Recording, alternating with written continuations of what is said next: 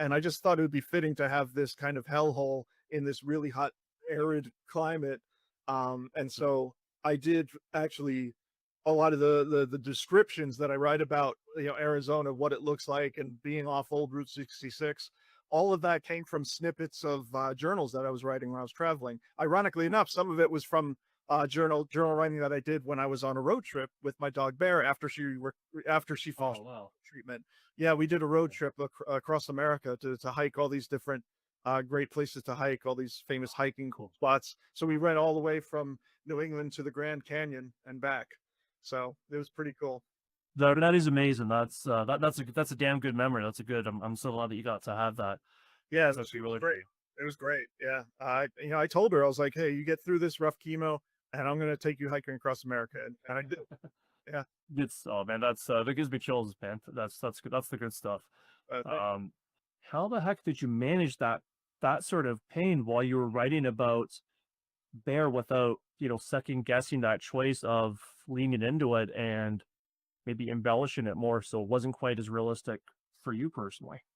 Yeah. Well, when I was writing this particular book, I finished it before Bear passed away. And before Shadow passed away. She passed away after Bear. Um, so it was really me, like what I drew from most was just that sadness and anxiety of her being sick and knowing she didn't have that much longer to live.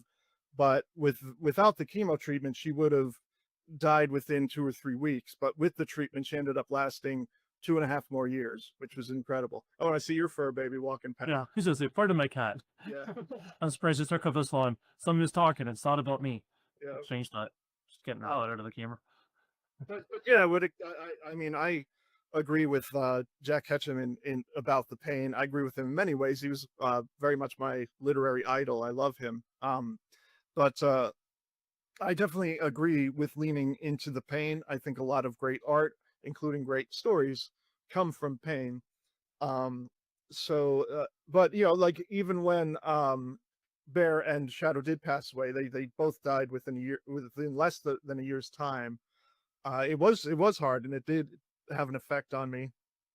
But I've always turned to writing for solace and to take my own mind away from real life. So I always just continue working no matter what's going on, no matter how bad things get. Because if not, I would never get anything done. Right.